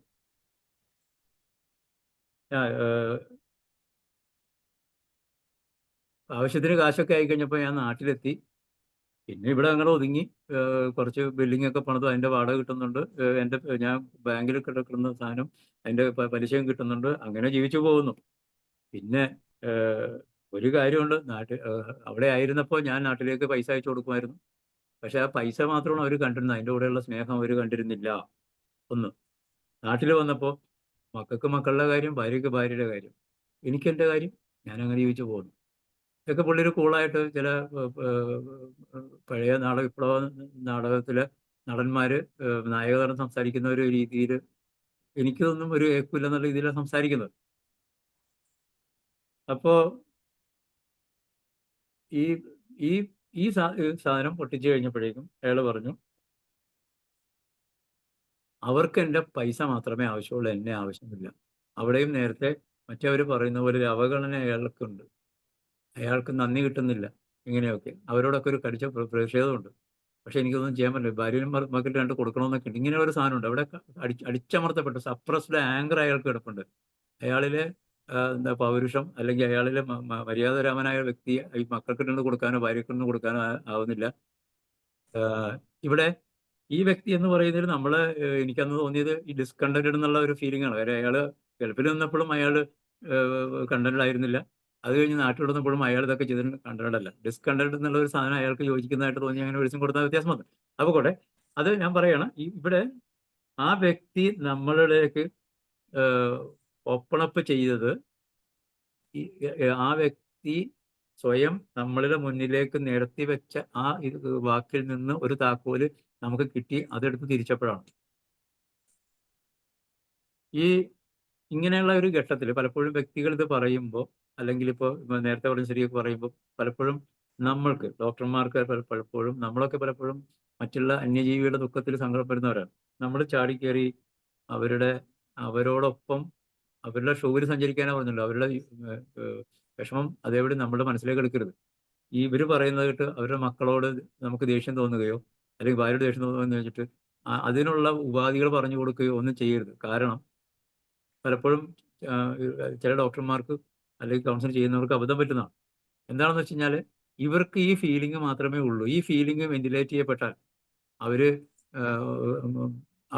ഭാര്യയുടെ മക്കളുടെയൊക്കെ സ്നേഹം അല്ലെങ്കിൽ ഭർത്താവിന്റെ സ്നേഹം തിരിച്ചറിയും. ഈ ഫീലിംഗ് കൊണ്ട് കണ്ണടഞ്ഞു പോയതുകൊണ്ട് മാത്രമാണ് അവർ ഭർത്താവ് അല്ലെങ്കിൽ ഭാര്യനെ അല്ലെങ്കിൽ മക്കളെ കുറ്റപ്പെടുത്തുന്നത്. അവർക്ക് ഭാര്യയോടും മക്കളോടും ഒക്കെ സ്നേഹം ഉണ്ടാവും. പക്ഷെ അതുകൊണ്ട് നമ്മൾ പലപ്പോഴും ഇതിന്റെ സൊല്യൂഷനിലേക്ക് പോയാൽ ഉള്ള കുഴപ്പം എന്താണെന്ന് വെച്ച് കഴിഞ്ഞാൽ നമ്മൾ പറയും, അതിനൊരു കാര്യം ചെയ്യണം, നിങ്ങൾ അങ്ങനെയാണെങ്കിൽ മക്കളുടെ പേരൊന്നും എഴുതി കൊടുക്കരുത്, ഇങ്ങനെയൊക്കെ പറഞ്ഞുള്ള സൊല്യൂഷനിലേക്ക് നമ്മൾ കടക്കാനേ പാടില്ല. അതൊരു ഡോക്ടറുടെ ഡ്യൂട്ടി അല്ല. പലപ്പോഴും ആ രീതിയിലേക്ക് നമ്മൾ കടന്നാൽ അത് അബദ്ധത്തിലേ ചെന്നെത്തൂ. ഒരു വ്യക്തിയുടെ പ്രശ്നം തീർക്കാൻ ഈ ലോകത്ത് ഏറ്റവും നല്ല ആള് ആ വ്യക്തി മാത്രമാണ്, മറ്റാരുമല്ല. അതുകൊണ്ട് പ്രശ്നങ്ങൾക്ക് സൊല്യൂഷൻ കാണാൻ നമ്മൾ പോവരുത്. അങ്ങനെ ഒരു സൊല്യൂഷനെ കുറിച്ച് നമ്മൾക്ക് ചിന്തിക്കരുത്. നമ്മുടെ മുന്നിൽ വരുന്ന വ്യക്തിയുടെ സ്വഭാവം ഇത് പഠിച്ച് മരുന്ന് ഏതെന്ന് കണ്ടുപിടിക്കുക എന്നുള്ളത് മാത്രമാണ്. പലപ്പോഴും അറിയാതെ നമ്മൾ സൊല്യൂഷനെ കുറിച്ച് ചിന്തിച്ചിട്ട് പേഷ്യന്റിനോട് അതിന് നിങ്ങൾക്ക് അങ്ങനെ ചെയ്താൽ പോരെ, മോളെ അതിനോട് നിങ്ങൾക്ക് ഇവിടെ കൊണ്ടാക്കിയാൽ പോരെ, ആ കോളേജിൽ പറ്റില്ലെങ്കിൽ ഇന്നടത്ത് കോളേജിലാക്കാമായിരുന്നില്ലേ. പല ഡോക്ടർമാരും അബദ്ധത്തിൽ ചാടുന്നത് ഞാൻ കണ്ടിട്ടുണ്ട്. അതൊന്നും നമ്മളുടെ ഡ്യൂട്ടി അല്ല എന്ന് നമ്മൾ അറിയണം. ഫീലിങ്സിൽ മാത്രമേ നമുക്ക് തൊടാനുള്ള അവകാശമുള്ളൂ. അല്ലാതെ എവിടെ തൊട്ടാലും അത് പിന്നീട് അബദ്ധമാവാം എന്ന് ഓർക്കണം. ഇനി ഇതില് ഇത്തരം ഈ കൗൺസിലിംഗ് എന്ന് പറയുന്നത് നിങ്ങളൊക്കെ ചെയ്യുന്നത് ഞാൻ ചെയ്യുന്നു, ഞാൻ ചെയ്യുന്നത് നിങ്ങൾ ചെയ്യുന്നു. അതിനപ്പുറത്തേക്ക് വലിയ കാര്യങ്ങളൊന്നുമില്ല. ഇതിൽ ഈ ചെയ്യുന്നു, ആ സ്റ്റോറിയെ നമ്മൾ തിരിച്ചു വെക്കുന്നു. അത് ഇങ്ങനെയൊക്കെ ഇച്ചിരി സമയം കേട്ടില്ല കേട്ടോ ഡോക്ടറെ. ഇതോ റേഞ്ച് ഇല്ലാതെ കുറച്ച് സമയം ഒന്ന് വിട്ടുപോയി. എവിടെ മുതലാ? അതായത് നിങ്ങൾ ചെയ്തതുപോലെ ഞാനും ചെയ്യുന്നു ആ കൗൺസിലിംഗില്, അവിടെ ആ വരെ കേട്ടു. ഓക്കെ. അപ്പം ഇവിടെ നിങ്ങൾ ചെയ്ത പോലെ തന്നെ ഞാനും ചെയ്യുന്നു. അതായത് ഒരു ഇപ്പൊ നമ്മളല്ല ഇവിടെ ഞാനിപ്പോ ഒരു പുതിയ ഒരു ഒരു തിയറി കൊണ്ടൊന്ന് അവതരിപ്പിക്കുകയോ ഇന്നലെ വരെ ആരും ചെയ്യാത്തൊരു കാര്യവും നിങ്ങൾക്ക് കൊണ്ടൊന്ന് ഇടുകയല്ല. എൻ്റെ ഉദ്ദേശം നമ്മളൊക്കെ ചെയ്യുന്ന കാര്യങ്ങളിൽ ചെറിയ ഒരു പെയിന്റ് അടിക്കലോ പോളിഷ് ചെയ്യലോ മാത്രമേ ഞാൻ ഉദ്ദേശിക്കുന്നത്. അതുകൊണ്ട് തന്നെ നമ്മൾ അറിഞ്ഞിരിക്കുക, നമുക്ക് ഇന്ന് തന്നെ ഇതൊക്കെ പഠിച്ചിട്ട് പോവാം. അതായത് ബിഫ്രണ്ടിങ് എന്ന് പറയുന്ന രീതി, പേഷ്യന്റിനെ ഒരു ഫ്രണ്ടാക്കി മാറ്റുന്നു എന്ന രീതിയാണ് കൗൺസിലിങ്ങിലുള്ള ഈ രീതി. ഇതിൽ നമ്മൾ പേഷ്യന്റ് നല്ലൊരു വെൽക്കം കൊടുക്കുന്നു. വെൽക്കം എന്ന് പറയുമ്പോൾ പേഷ്യന്റ് കടന്നു വരുമ്പോൾ നമ്മൾ മൊബൈലൊന്നും ഉപയോഗിച്ചുകൊണ്ടിരിക്കുകയാണെങ്കിൽ, ഇത് നിവൃത്തിയില്ലാത്ത കോളാണെങ്കിൽ ഒരു മിനിറ്റ് സോറി ഇവിടെ ഇരിക്കട്ടോ എന്നൊക്കെ പറയാം. അതിൽ പേഷ്യന്റ് എപ്പോഴും നമ്മൾ ശ്രദ്ധിക്കേണ്ട ഒരു വിഷയമാണ്, പേഷ്യന്റിനെ അറ്റൻഡ് ചെയ്തുകൊണ്ടിരിക്കെ ഫോൺ വന്നാൽ ഉടനെ ഫോൺ എടുത്ത് സംസാരിക്കുന്ന പല ഡോക്ടർമാരും ഉണ്ട്. ചിലപ്പോൾ എടുക്കേണ്ടി വരും. നമ്മളെ സീനിയർ ഡോക്ടറെ വിളിക്കണമെങ്കിൽ നമുക്ക് എടുക്കാതിരിക്കാൻ പറ്റില്ല. പക്ഷെ അപ്പൊ അവരോട് നമ്മൾ അവരുടെ മുമ്പിൽ ഒന്ന് സംസാരിച്ചു കേട്ടോ, ഒരു മിനിറ്റ് കേട്ടോ എന്ന് പറഞ്ഞാൽ അത് അവർക്ക് കിട്ടുന്ന റിലീഫ് ഇതിനേക്കാൾ ഭയങ്കര കുഴപ്പമാണ്. നമ്മൾ അവരെ മൈൻഡ് ചെയ്യാണ്ട് ഫോണിലേക്ക് സംസാരിക്കാൻ പോയാൽ പേഷ്യൻസിന്റെ മുഖം മാറുന്ന കണ്ടുണ്ട്. സ്വന്തം അനുഭവത്തിൽ നിന്ന് തന്നെ ഞാൻ പഠിച്ച കാര്യം കൂടെയാണ് കേട്ടോ. പേഷ്യൻസിന്റെ ഫീലിംഗ് പെട്ടെന്ന് ഒരു മുഖത്ത് വരും. അവർ പറഞ്ഞത് ബ്രേക്കായി പോവുകയും ചെയ്യും. അപ്പോൾ അവരുടെ അനുഭവത്തോടെ മാത്രമേ നമ്മൾ ഫോൺ അറ്റൻഡ് ചെയ്യാവൂ. പിന്നെ ആദ്യം കടന്നു വരുന്നു, റാപ്പോ ബിൽഡ് ചെയ്യുന്നു, ഓപ്പൺ അപ്പ് ചെയ്യുന്നു, പാരാഫ്രൈസ് ചെയ്യുന്നു. അവരുടെ പറയുന്ന സ്റ്റോറികൾ വെച്ച് കഴിഞ്ഞാൽ തിരിച്ച് നമുക്ക് റാപ്പോ ചെയ്യാം. പിന്നെ ഷിയറിംഗ് ടു ദ പെയിൻ, ഈ വേദനയിലേക്ക്, ആ പേഷ്യന്റിന്റെ വേദനയിലേക്ക് അല്ലെങ്കിൽ ഫീലിങ്സിലേക്ക് നമ്മൾ കടക്കുന്നു. എന്നിട്ട് ഈ സിറ്റുവേഷനെ കുറിച്ച് പേഷ്യന്റിന് പറയാനുള്ളത് എന്താണോ അതൊക്കെ നമ്മൾ ഉണ്ടായിരുന്നു കേൾക്കുക. ഇതൊക്കെ ഹനുമാൻ പറഞ്ഞേക്കണ ആരും ഉണ്ടാ. ഇത് ഹനുമാൻ ഈ ഭാഗത്തൊക്കെ പറഞ്ഞിട്ടുണ്ട്, നമ്മൾ ഇടപെടാതെ ഇതിൻ്റെ അകത്ത് പേഷ്യന്റിന് പറയാൻ അവസരം കൊടുക്കണമെന്ന്. ഈ സമയത്ത് പേഷ്യന്റ് പറയുന്നതെല്ലാം നോക്കുക, നോട്ട് ചെയ്തുകൊണ്ടിരിക്കുക. ഇനി ഇതിനകത്ത് വേറൊരു സംഭവം ഉള്ളത്, നമ്മുടെ റഡാർ പോലെയുള്ള നമ്മൾ ഈ സോഫ്റ്റ്വെയർ ഉപയോഗിക്കുന്ന ഡോക്ടർമാർക്ക് പലപ്പോഴും ഈ സമയത്ത് നമ്മൾ കമ്പ്യൂട്ടറിൽ നോക്കേണ്ടി വരും, അല്ലെങ്കിൽ ലാപ്ടോപ്പിന്റെ സ്ക്രീനിലേക്ക് നോക്കേണ്ടി വരും. അപ്പൊ അങ്ങനെ നോക്കുമ്പോൾ അവരോട് പറയണം, അവർ അനുവാദം മേടിക്കും, ഞാൻ ഇതിൽ നോക്കുന്നത് നിങ്ങളുടെ കാര്യത്തിന് വേണ്ടി തന്നെയാണ് കേട്ടോ. അല്ലാതെ അപ്പൊ അല്ലെങ്കിൽ അവർ തെറ്റിദ്ധരിക്കും, ഡോക്ടർ ഈ പറഞ്ഞുകൊണ്ട് വേറെന്തോ ചെയ്യണം എന്നുള്ളത്. ഇത് ഞാൻ നിങ്ങൾക്ക് വേണ്ടി തന്നെയാണ് കേട്ടോ ഇതിൽ നോക്കിക്കൊണ്ടിരിക്കുന്നത്, എൻ്റെ ചെവി നിങ്ങളുടെ മുമ്പിൽ തന്നെ ഉണ്ട്, ഇടയ്ക്ക് ഇങ്ങോട്ട് നോക്കിയാണ് കേട്ടോ എന്ന് പറഞ്ഞ് അവരുടെ അനുവാദത്തോടെ നോക്കാവൂ, അല്ലെങ്കിൽ പേഷ്യന്റ് തെറ്റിദ്ധരിക്കും. അപ്പൊ ഇങ്ങനെ നോക്കിക്കൊണ്ട് നമ്മൾ അവരെ കേൾക്കുന്നു. കേൾക്കുമ്പോൾ ആ ഫീലിംഗ് കിട്ടുന്നു. ഫീലിംഗ് ആണല്ലോ നമ്മളുടെ റൂബ്രിക്സ്. ആ റൂബ്രിക്സ് വെച്ചിട്ട് വേണം നമ്മൾ പിന്നെ മുന്നോട്ട് പോകുന്നത്. ഇനി ഇതില് ഫീലിംഗ് കിട്ടിക്കഴിഞ്ഞാൽ ഏറ്റവും അവസാനം ഇത് നമ്മുടെ ജീവിതത്തിൽ ഇനി നമുക്ക് ക്ലിനിക്ക് വിട്ടിട്ട് നമ്മൾ ഒരു കാര്യം പറഞ്ഞിട്ട് ഇതിനെ അവസാനിപ്പിക്കേണ്ട രീതി, പേഷ്യന്റ് പോകാൻ നേരത്ത് നമ്മൾ പറയുന്നു, നമ്മൾ എന്തെങ്കിലും ഉണ്ടെങ്കിൽ പറയണം, കുറച്ച് ദിവസം മെഡിസിൻ കഴിക്കും, എന്നിട്ട് പറഞ്ഞാൽ മതി നമുക്ക് നോക്കാം എന്ന് പറഞ്ഞ് ഒരു അഷുറൻസ് കൊടുക്കുന്നു. ഇനി അതിൽ ഒരു ഡിപ്രസ്ഡ് ആയ അല്ലെങ്കിൽ സാഡ്നെസ് ഉള്ള അല്ലെങ്കിൽ ഡിസപ്പോയിന്റ് ആയ പേഷ്യന്റിനോട് നമ്മൾ ഉറപ്പ് കൊടുക്കുന്നു, വന്നോളൂ ഇവിടെ ഞാനുണ്ട്, ധൈര്യമായിട്ട് വന്ന് പറയാം, വേറെ ഒന്നും ഇങ്ങനെ കടന്ന് ചിന്തിക്കണ്ട എന്നൊക്കെ പറഞ്ഞ് അവരെ ആശ്വസിപ്പിക്കുക.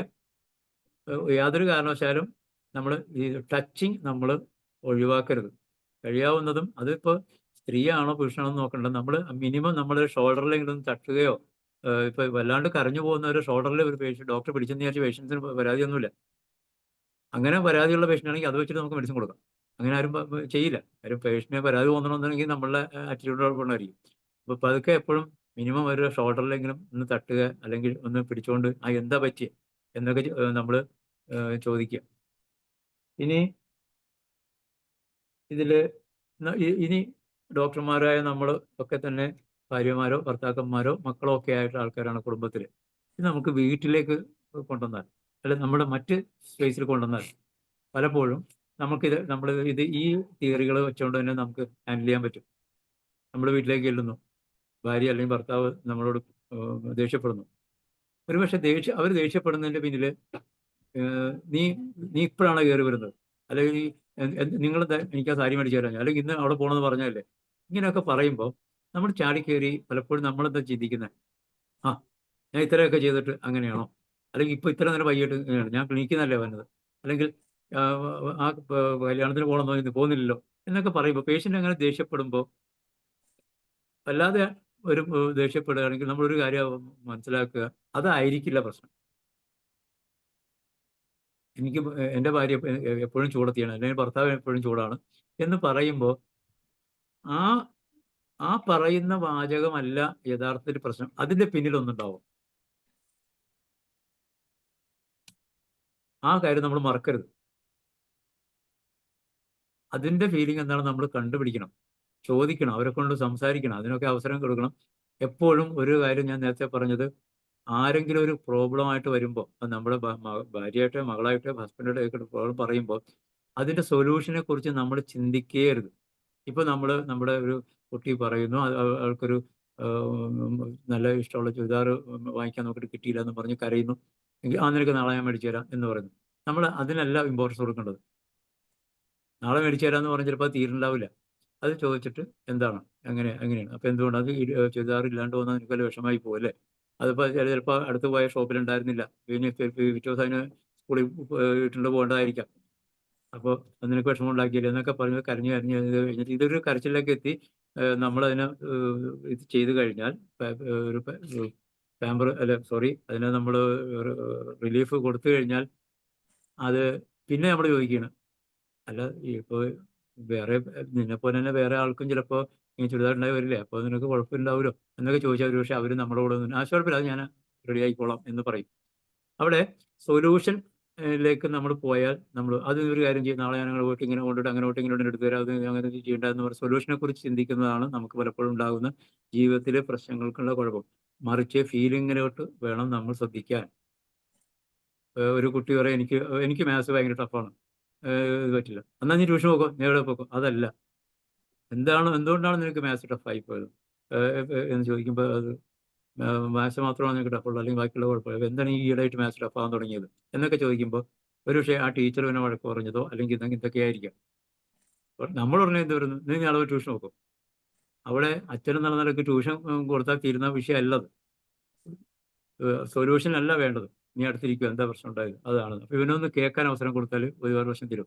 നമ്മുടെ കുടുംബങ്ങളിൽ ഉണ്ടാകുന്ന ഒട്ടുമിക്ക പ്രശ്നങ്ങൾക്കും കാരണം കേൾക്കുന്നില്ല എന്നുള്ളതാണ്.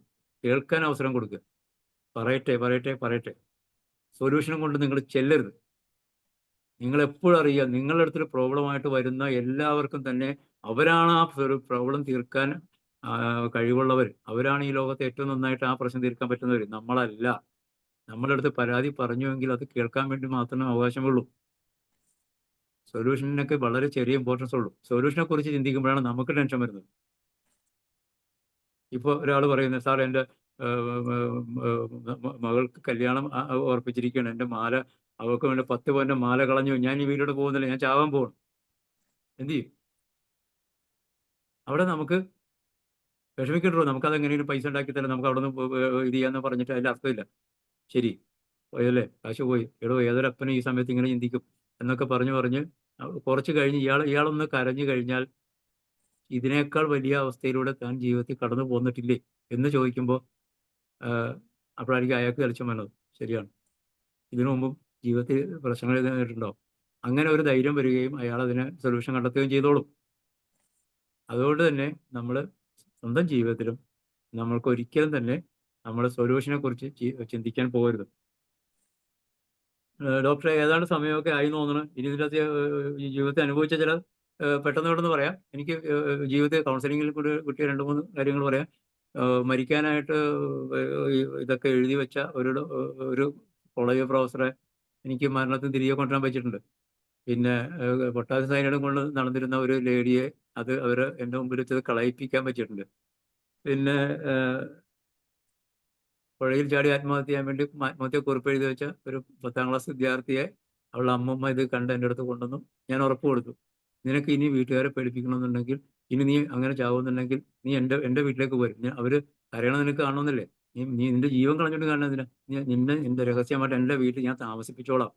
അപ്പോൾ അവർ നിനക്ക് കരയണം നിനക്ക് കാണാമല്ലോ, ഇനി ജീവിതം കളയണ്ട, ഞാനുണ്ടെന്ന്. പക്ഷെ അവൾ പിന്നീട് അവിടെ രക്ഷോട്ട് പോകും. അങ്ങനെ പ്രശ്നമൊന്നും ഉണ്ടായില്ല.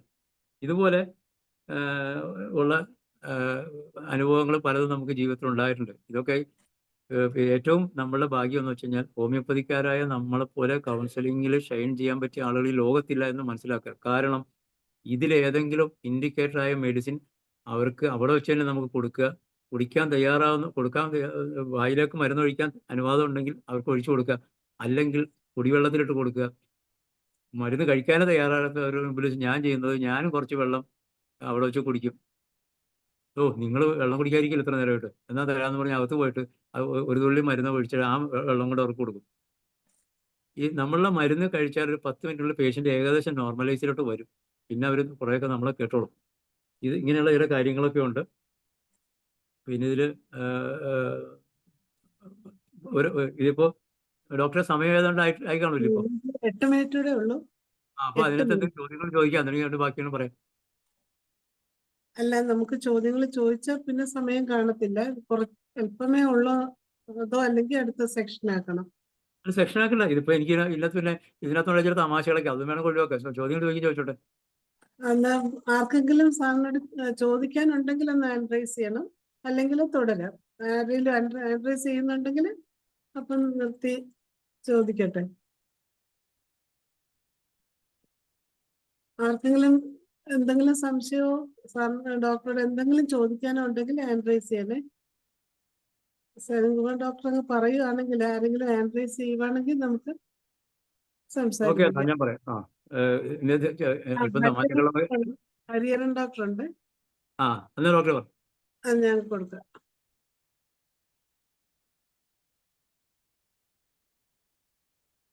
അഡ്മിറ്റ് ചെയ്തോ സാറേ. ഞാൻ ഡോക്ടർ സലീംകുമാറിന്റെ ക്ലാസ് ആദ്യമായിട്ട് കേൾക്കുകയാണ് കേട്ടോ. പക്ഷേ ഇതുപോലെ ഒരു ക്ലാസ് ഈ IFEHന്റെ പ്ലാറ്റ്ഫോമിൽ ഇത്രയും വളരെ മനോഹരമായിട്ട് ആരും ചെയ്തിട്ടില്ല. എനിക്ക് നിസ്സംശയം എനിക്ക് പറയാൻ പറ്റും. ഈ രീതിയിൽ ഡിസ്ക്രൈബ് ചെയ്ത് ഇത് ഇന്നർ കോറിലേക്ക്, ഒരു പേഷ്യൻറ്റിൻ്റെ ഇന്നർ കോറിലേക്ക് പോയി അത് ചികഞ്ഞ് എന്താണ് ഇതിൻ്റെ വസ്തുത എന്ന് മനസ്സിലാക്കി അതിനെ പറ്റിയ ഞാൻ പറയുന്നത് കേൾക്കാവോ? കേൾക്കാം. ഡോക്ടർക്ക് കേൾക്കാവോ? ഡോക്ടർ സലീംകുമാർ കേൾക്കാവോ? സലീംകുമാർ ഡോക്ടർ ഔട്ടായിരുന്നു. ഡോക്ടർ സലീംകുമാർ കേൾക്കാമോ ഡോക്ടറെ? ഇപ്പൊ കേൾക്കാമോ? അതായത് ഈ അടുത്ത കാലത്ത് നമ്മുടെ IFEHന്റെ പ്ലാറ്റ്ഫോമില് ഇത്രയും മനോഹരമായിട്ട് ഈ രീതിയിൽ ഡിസ്ക്രൈബ് ചെയ്ത് ഒരു പേഷ്യൻറ്റിൻ്റെ ഇന്നർ കോറിലേക്ക് പോകത്തക്ക രീതിയിലുള്ള ഒരു ക്ലാസ് ഈ IFEHൽ ഞാൻ കേട്ടിട്ടില്ല. ഇത് വളരെ മനോഹരമായിട്ട് വളരെ സാവധാനത്തിൽ ഡോക്ടർ അതിൻ്റെ മർമ്മത്ത് തന്നെ പേഷ്യൻറ്റിൻ്റെ അത് വരത്തക്ക രീതിയിൽ പ്രോബ് ചെയ്ത് കണ്ടുപിടിച്ച് ഇങ്ങനെ ഒരു ക്ലാസ് എടുത്തതിന് really I am very thankful to you doctor. Okay okay. Mariyamma ഡോക്ടറെ, ഇതിൽ ഒരു നന്ദു എന്ന് പറഞ്ഞിട്ട് ഒരാളെ കാണുന്നുണ്ട്, ഹോമിയോ ലവറാണ് അദ്ദേഹം. കൗൺസിലിംഗ് ഒക്കെ അറിയാവുന്ന അദ്ദേഹത്തിന് എന്തെങ്കിലും കമന്റ് ചെയ്യാണ്ടോന്ന് ചോദിച്ചോളൂ. നന്ദു ഡോക്ടർക്ക് ഞാൻ അഡ്മിറ്റ് ചെയ്യാൻ. ഡോക്ടറല്ല, നന്ദു. അദ്ദേഹം ഡോക്ടറല്ല, ആ, അദ്ദേഹം കൗൺസിലിംഗ് ഒക്കെ അറിയുന്ന വ്യക്തിയാണ്. അദ്ദേഹത്തിന്റെ കമന്റ് ചെയ്യാണ്ടെങ്കിൽ പറയും, ചോദിക്കും. നമുക്ക് ശ്രീധരക്കുറുപ്പ് സാറും കൂടെ അഡ്രൈസ് ആ ചെയ്തിട്ടുണ്ട്. Okay okay. അപ്പോഴത്തേക്ക് നമുക്ക് നന്ദുവിനെ അഡ്മിറ്റ് ചെയ്യാൻ അനുവദിക്കാം. ആ. ശ്രീധരക്കുറുപ്പ് സാറ്. ഡോക്ടറെ കേൾക്കാവോ? കേക്കാം. ഡോക്ടർ സലിംകുമാർ വളരെ ഉഗ്രമായി, ഓക്കെ. വളരെ നന്നായിരുന്നു.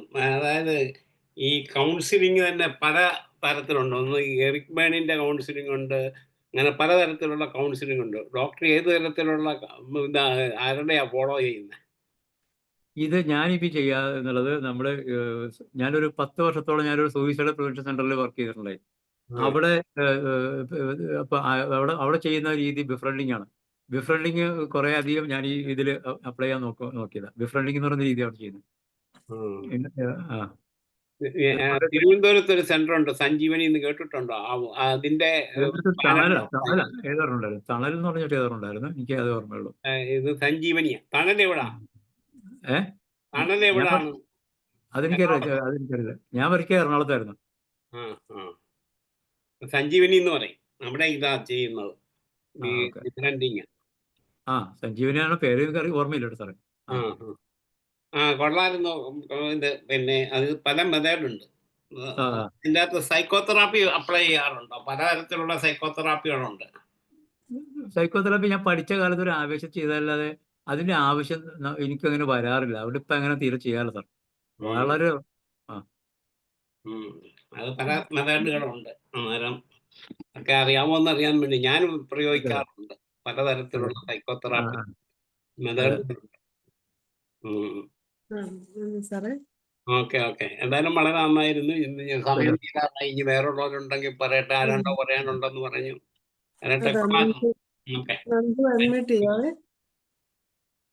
നന്ദു അൺമ്യൂട്ട് ചെയ്ത് സംസാരിക്കാതെ. നന്ദുവിനെ അൺമ്യൂട്ട് ചെയ്യാൻ പറഞ്ഞായിരുന്നു.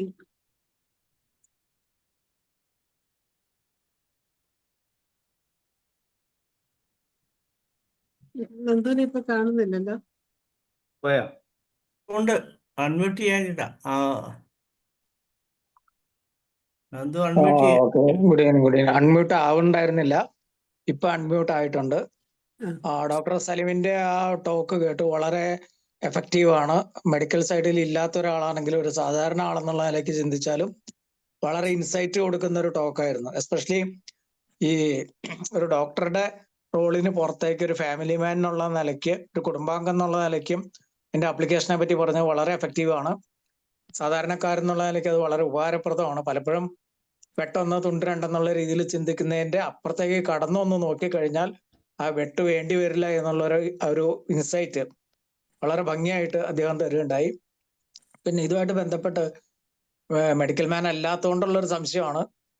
പലപ്പോഴും ഒരു ഒരു പേഷ്യന്റ് വരുമ്പോൾ ആ പേഷ്യന്റ് ഡോക്ടറിൽ നിന്ന് പ്രതീക്ഷിക്കുന്നത് വെറും മരുന്നും അങ്ങനെ ഒരു ചികിത്സ വിജയമാണ്. അതിനപ്പുറത്തേക്ക് അദ്ദേഹം എന്നെ കണ്ടെത്തിയല്ലോ, അല്ലെങ്കിൽ എന്റെ ഉള്ളു കണ്ടെത്തിയല്ലോ എന്നുള്ളൊരു തോന്നല് ഒരുപക്ഷെ ഡോക്ടർക്ക് പിന്നീട് ഒരു ബാധ്യതയായി മാറുമെന്ന് ഒരു ചെറിയൊരു സംശയം. അതിനെപ്പറ്റി ഡോക്ടർ എന്താണ് പറയാനുള്ളത്? ഇല്ല, ഒരിക്കലും ഇല്ല. കാര്യം എന്നെ സംബന്ധിച്ച് എൻ്റെ പേഷ്യൻസിനെ എനിക്ക് എല്ലാ ഒരു സുഹൃത്തുക്കളെ പോലെ എനിക്ക് തോന്നിയിട്ടുള്ളൂ. നമ്മളോട് ഇന്റിമസി ഉണ്ടാവുള്ളൂ, വേറെ ബാധ്യമായിട്ട് തോന്നിയിട്ടില്ല. അങ്ങനെ 1-2 പ്രാവശ്യമൊക്കെ ബാധ്യ പോലെയൊക്കെ അവർ നമ്മുടെ അടുത്ത് റിലീഫിന് വരുമെങ്കിലും അവിടെ ഞാൻ ഹോമിയോപ്പതിക്കാർക്ക് മാത്രം പറ്റുന്നൊരു കാര്യമാണ്, നമ്മൾ അവർക്കുള്ള മെഡിസിൻ കൊടുത്തു കഴിഞ്ഞാൽ അവർ ആ അവസ്ഥയിൽ നിന്ന് മാറും പെട്ടെന്ന്. ഈവൻ ഹാഫ് ആൻ അവർ തന്നെ മാറാം, അല്ലെങ്കിൽ 10 മിനിറ്റിൽ തന്നെ വ്യത്യാസം വരാം. അപ്പൊ അവർക്ക് മെന്റലി അവർ കുറച്ചൊരു ബെറ്ററാണ്. അവിടെയാണ് സാധാരണ കൗൺസിലിംഗുകാരെക്കാൾ ഹോമിയോപ്പതിക്കാരുടെ ഒരു സുപ്രീമസി വരുന്നത്. അതെ, എന്തായാലും വളരെ സന്തോഷം. പുതിയതായ ഇത്തരം അറിവുകൾ കിട്ടിയതിൽ വളരെ സന്തോഷം. എല്ലാ വിധത്തിലുള്ള ആശംസകളും നേരുന്നു. നന്ദി നന്ദു. ധനേഷ് ഡോക്ടർ എന്തെങ്കിലും പറയാന്? തീർച്ചയായും ഓക്കെ. തീർച്ചയായും വളരെ നല്ല ഒരു പ്രസന്റേഷൻ ആണെന്ന് ഇതിനകം എല്ലാവരും പറഞ്ഞു കഴിഞ്ഞു. ഞാനും പറയാൻ ഉദ്ദേശിച്ചത്, ഇന്നലെ ഞാൻ ഇന്നത്തേക്ക് ഒരാളെ കണ്ടുപിടിക്കാനായിട്ട് കുറെ പേരെ നോക്കി. അങ്ങനെ ആരെയും കിട്ടുന്നില്ല. അപ്പൊ ഈ സലിംകുമാർ ഡോക്ടറെ കണ്ടെങ്കിലും എനിക്കൊരു മടിയായിരുന്നു. കാരണം ഡോക്ടർ വന്നാൽ ഒരു 15 മിനിറ്റ് പറഞ്ഞു കഴിഞ്ഞ് നിർത്തിക്കളയും. അപ്പം ഞാൻ ഡോക്ടറോട് പറഞ്ഞു, ഒരു കാര്യം ചെയ്യാം, നമുക്ക് സലിംകുമാർ ഡോക്ടറോടൊപ്പം വെച്ചിട്ട് ഒരു ചർച്ചയാക്കി കളയാം. അപ്പൊ ആ രീതിക്കാണ് ഉദ്ദേശിച്ചെങ്കിലും അത് കഴിഞ്ഞ് ഒരു അരമണിക്കൂർ കഴിഞ്ഞപ്പോൾ ഡോക്ടർ എന്നെ വിളിച്ചിട്ട് പറഞ്ഞു, ഞാനൊരു വിഷയത്തിൽ തന്നെ അവതരിപ്പിക്കാം. അപ്പൊ അത് കേട്ടപ്പോൾ എനിക്ക് ഒത്തിരി സന്തോഷം തോന്നി. അപ്പോഴും ഞാൻ പറഞ്ഞ് ആവശ്യമുണ്ടെങ്കിൽ മറ്റ് ഹരിഹരൻ ഡോക്ടറും മറ്റുള്ള നമ്മളെല്ലാവരും ഉണ്ടാവും, അപ്പൊ പോരാത്തൊക്കെ ഞങ്ങൾ ആഡ് ചെയ്തോളാവുന്ന. പക്ഷെ ഇവിടെ ഇന്ന് അതിൻ്റെ ഒന്നും ആവശ്യം വന്നില്ല. വളരെ പെർഫെക്റ്റ് ആയിട്ട് ഹരിഹരൻ ഡോക്ടർ പറഞ്ഞ പോലെ ഞാൻ ഇതൊന്നും ഹരിഹരൻ ഡോക്ടറെ ഒന്നും വിളിച്ച് പറയുകയോ ഒന്നും ചെയ്തില്ലായിരുന്നു. കാരണം എനിക്കറിയാം ആവശ്യമുള്ള സമയത്ത് നമ്മുടെ ആൾക്കാരെല്ലാവരും ഇടപെടും, വേണ്ട കാര്യങ്ങളൊക്കെ ആഡ് ചെയ്യും. പക്ഷെ ഇന്നിപ്പം സലികുമാർ ഡോക്ടർ ഈ രോഗിയുടെ ഉള്ളിൽ കടന്ന് അവിടുന്ന് അവിടെ കിടന്നവരെല്ലാം പുറത്തോട്ടെടുത്ത് അത് എന്തൊക്കെയാണ് നമ്മളിനി അതിൻ്റെ അത് ചെയ്യാനുള്ളത് എന്നുള്ള രീതിയിൽ കാണിച്ചു തരികയും വളരെ നല്ല രീതിയിൽ അവതരിപ്പിക്കുകയും ചെയ്തു. അഭിനന്ദനങ്ങൾ പറയാൻ വേണ്ടിയാണ്. എന്നാലും ഈ ഒരു എൻ്റെ ഉള്ളിൻ്റെ ഉള്ളിൽ കിടന്ന് ഞാൻ അനുഭവിച്ച ആ ഒരു ബുദ്ധിമുട്ട് കൂടെ ഒന്ന് അറിയിക്കാൻ കൂടിയാണ് ഇപ്പോഴൊക്കെ ആൻഡ്രൈസ് ചെയ്തത്. എനിക്ക് പക്ഷേ എനിക്കത് ചെയ്തു തരാൻ പറ്റിയില്ലോ എന്ന് ഓർത്ത് എനിക്ക് ഒരു അഭിമാനമുണ്ട്. ഒരു മധുര പകവീട്ടൽ കൂടെ ആയിപ്പോയി. അത്രയ്ക്ക് തകർത്തു എന്നാണ് എനിക്ക് പറയാനുള്ളത്. സന്തോഷം. ഇനിയും ഇതുപോലെ ഓരോ വിഷയങ്ങൾ ഏതായാലും വരണം. ഇതിനകത്ത് എല്ലാവർക്കും ഒരു മധുരം തന്നിട്ട് പോവാം. ഏതായാലും രണ്ട് ചെറിയ അനുഭവം പറഞ്ഞിട്ട് പോവാം. ഇതിനകത്ത് എല്ലാം രസകരമായ അനുഭവം. ഒന്ന്, ഒരു സ്ത്രീ മകൻ മകന്റെ ഭാര്യയെ സംശയിക്കുന്നതിൽ സങ്കടപ്പെട്ട് എൻ്റെ അടുത്ത് പറഞ്ഞു. അപ്പൊ ഇടയ്ക്ക് വന്നൊരു പറയും, ഒന്നിനും പ്രാവശ്യമൊക്കെ പറഞ്ഞപ്പോൾ ഞാൻ പറഞ്ഞു, അത് ഒരുപക്ഷെ അവനെ അങ്ങനെ കുറ്റപ്പെടുത്തില്ല, അവന് അങ്ങനെ സംശയിക്കേണ്ടതായ രീതിയിൽ ചെറുപ്പത്തിലെ എന്തെങ്കിലും അനുഭവങ്ങൾ അവൻ ഉണ്ടാവും, എവിടെയെങ്കിലും എന്തെങ്കിലും കാണുകയോ എന്തൊക്കെ ചെയ്തിട്ടുണ്ടാവും. അതിന്റെ ഇതുകൊണ്ടായിരിക്കും അവന്റെ ഭാര്യ സംശയിക്കുന്നത്. അവനെ എനിക്ക് പണ്ടറിയുന്ന, അവനെ കുഴപ്പക്കാരനൊന്നും അല്ലല്ലോ, നിങ്ങൾക്കതല്ലേ. ഞാനിത് പറഞ്ഞു വിട്ട് പിന്നെ ഈ കുറച്ച് കാലം ഈ പേഷ്യന്റിനെ കണ്ടിട്ടില്ല. ഈ പേഷ്യന്റ് മറ്റേത് അവർ സ്ഥിരമായിട്ട് അമ്പലത്തിലൊക്കെ പോകുമ്പോൾ ക്ലിനിക്ക് കയറിയില്ലെങ്കിൽ സമാധാനമില്ല, എല്ലാം തിരിഞ്ഞു നോക്കാതെ പോകുന്നു. അപ്പൊ എനിക്ക് അന്ന് റോഡ് സൈഡിലായിരുന്നു ക്ലിനിക്ക്, റോട്ടിൽ നോക്കി ഇവർ കടന്നു പോകുന്നത് കാണാമായിരുന്നു. പിന്നീട് കുറച്ച് നാൾ കഴിഞ്ഞിട്ട് അറിഞ്ഞത്, വേറൊരാള് കഥ പറയുമ്പോഴത്തേക്ക് ഇവര് അതുപോലത്തെ ഒരു കഥാപാത്രമായിരുന്നു. അപ്പൊ അത് ഈ ചെറുപ്പത്തിൽ മകൻ കണ്ടെത്തിയിട്ടുണ്ടായിരുന്നു. അതാ വിഷയം. അത് മകൻ അവന്റെ ഭാര്യയെ സംശയിക്കുന്നു. ഇനി അതേപോലെ വേറൊരെണ്ണം, ഒരു ഭർത്താവ് ഭർത്താവിന്റെ പീഡനത്തെ സഹിക്കാതെ ഭാര്യ ആത്മഹത്യ ചെയ്യാൻ ശ്രമിച്ച അവസ്ഥയിൽ അമ്മായിയമ്മ മരുമകളെയും കൂട്ടിക്കൊണ്ട് വന്നു. ഒന്ന് പ്രാവശ്യം കൊണ്ടുവന്ന് അവർ മെച്ചപ്പെട്ടു, അങ്ങനെയൊക്കെ ഇരിക്കുകയാണ്. പെട്ടെന്ന് ഒരു ദിവസം ഒരു കാറിൽ ഭർത്താവ് അമ്മായിയമ്മനും ഭാര്യ അതിനെ കൂട്ടിക്കൊണ്ട് എൻ്റെ ക്ലിനിക്കിലോട്ട് കൂട്ടിയാണ്. എന്നാൽ ഈ അവർ ചുമന്നുകൊണ്ടിരുന്ന പോലെ അവരെ മുന്നാണ്ട് പേടിച്ച് വിറച്ചുകൊണ്ട് നിൽക്കുക. ഇയാൾ എന്നെ വന്നിട്ട് ഞങ്ങൾ കുറേ ചീത്ത വിളിച്ചു, നിങ്ങളുടെ പരിപാടി എന്താണ്, അതാണെന്നാണ് കണ്ട പെണ്ണുങ്ങളെയൊക്കെ ഇവിടെ വിളിച്ചു വരുത്തി എന്താ ചെയ്യണം എനിക്ക് മനസ്സിലാവുന്നുണ്ട്, നിങ്ങളെ ഞാൻ അത് ചെയ്യും, നിങ്ങൾക്ക് രണ്ട് തരാമെന്നാണ് നിങ്ങൾ. അപ്പോൾ ഇയാൾ ഭയങ്കര ദേഷ്യപ്പെട്ടു. പാലാരിട്ടത്തെ SI CI ഇയാളുടെ സുഹൃത്താണ്, നിങ്ങളെ അയാൾ കൊണ്ട് അറസ്റ്റ് ചെയ്യിക്കും, ഞാൻ രണ്ട് തരണം, ഞാൻ നിങ്ങൾ തരണമെങ്കിൽ തന്നോളൂ, ഞാൻ കൈകിട്ടേ നിൽക്കണം എന്നൊക്കെ പറഞ്ഞു. അപ്പോൾ ഇയാളുടെ ഭാര്യയെ ഞാൻ വിളിച്ചു വരുത്തി വ്യഭിചരിക്കുകയായിരുന്നു എന്നുള്ള രീതിയിലാണ് സംസാരിക്കുന്നത്. അപ്പോൾ ഞാൻ പറഞ്ഞു ഓക്കെ, പറഞ്ഞു കഴിഞ്ഞോടോ എന്ന് ചോദിച്ചു. നിങ്ങൾ പറഞ്ഞു തുള്ളിയാക്കി കഴിഞ്ഞു എങ്കിൽ ഓക്കെ, സമ്മതിച്ചു. അത് തല്ലാണെങ്കിൽ തല്ലും, ഇല്ല ഒരു കാര്യം തിരിച്ചു ചോദിച്ചോട്ടെ, എൻ്റെ ഭാര്യ അത്തരക്കാരി ആയിക്കോട്ടെ, പക്ഷെ എനിക്കൊരു വിഷമമുണ്ടോ, തൻ്റെ അമ്മ എന്ന് പറയുന്ന വ്യക്തി, തൻ്റെ ഈ ഇരിക്കണ ഉമ്മച്ചി തൻ്റെ ഭാര്യയെ കൂട്ടിക്കൊടുക്കുന്ന സ്ത്രീയാണെന്ന് ആണ് താൻ പറഞ്ഞു തന്നെ അല്ലേ? മതി, എനിക്കിത് വേറെ ഒന്നും കേൾക്കണ്ട. ഒരു കാര്യം ചെയ്യും,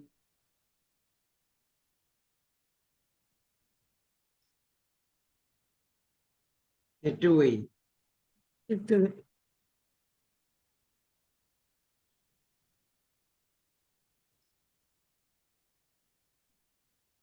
എന്റെ നെറ്റിലാണ് വീക്ക്നെസ്. ഓക്കെ.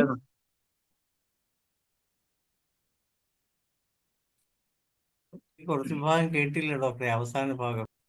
എന്ത്? അത് കേട്ടില്ല. അവസാന ഭാഗം നെറ്റ് പോയായിരുന്നു. അവസാന ഭാഗം എന്ന് പറഞ്ഞാൽ ഏതാ വേണ്ട, ഏതാണ്? അദ്ദേഹത്തിനോട് സംസാരിച്ച ആ ഭാഗം. അദ്ദേഹത്തിനോട് ഞാൻ സംസാരിച്ചു. അയാള് ഭാര്യ എൻ്റെ അടുത്ത് രഹസ്യമായിട്ട് എന്നെ കാണാൻ വന്നത് വേറെ രീതിയിലാണ് സംസാരിച്ചത്. അപ്പൊ ഞാൻ പറഞ്ഞു ഭാര്യയും ഉമ്മയും കൂടിയാ വരുന്നത്. ഞാൻ പറഞ്ഞു ഓക്കെ, എന്നെ തള്ളണമെങ്കിൽ തല്ലിക്കോളൂ, ഞാൻ കൈ കെട്ടി നിൽക്കണം, ഞാൻ തിരിച്ചടിക്കൊന്നുമില്ല. താനൊരു കാര്യം പറഞ്ഞപ്പോൾ ഒരു കാര്യം മനസ്സിലായുള്ളൂ, തൻ്റെ ഉമ്മ എന്ന് പറയുന്ന വ്യക്തി തൻ്റെ ഭാര്യയെ കൂട്ടിക്കൊടുക്കാൻ നടക്കുന്ന സ്ത്രീയാണെന്നല്ലേ താൻ പറഞ്ഞത് എന്ന് പറഞ്ഞു. പുള്ളിക്ക് പെട്ടെന്നൊന്നും പറയാൻ പറ്റിയില്ല. എൻ്റെ കാർഡ് എടുത്ത് കൊടുത്തു. ആ പോലീസ് ഇൻസ്പെക്ടർക്ക് എൻ്റെ ഈ കാർഡ് കൊണ്ട് കൊടുത്തു. അയാൾക്ക് എന്നെ കണ്ടുപിടിക്കണമെങ്കിൽ, എന്നെ അറസ്റ്റ് ചെയ്തിട്ട് പോകണമെങ്കിൽ ഈ കാർഡ് വെച്ച് അയാൾ അന്വേഷിച്ച് വിഷമിക്കണ്ട, എന്നാ എതുവാ അയാൾക്ക് അങ്ങോട്ട് കൊടുത്തു എന്ന് പറഞ്ഞു. ഉം. ആ. എന്തായാലും നല്ല ഒരു അനുഭവമാണ് ഡോക്ടറുടെ ക്ലാസ്സിൽ നിന്ന് ലഭിച്ചത്. പക്ഷെ ഈ തക്ക സമയത്ത് ഈ വാക്കുകൾ വരണം, അതാണൊരു വിഷയം. വളരെ വാക്കുകൾ കയ്യിൽ കിട്ടണം അല്ലേ? എന്തായാലും ഇത്രയും നല്ലൊരു ക്ലാസ് ഞങ്ങൾക്ക് തന്നു. ധനേഷ് ഡോക്ടറെ, സലീംകുമാർ ഡോക്ടർക്ക് ഒരു നന്ദി പറയണേ. തീർച്ചയായും നന്ദി. ഞാനിപ്പോൾ ഈ പറഞ്ഞത് ഏകദേശം ഒരു അത് നന്ദിയിലായിരുന്നു. അതെ.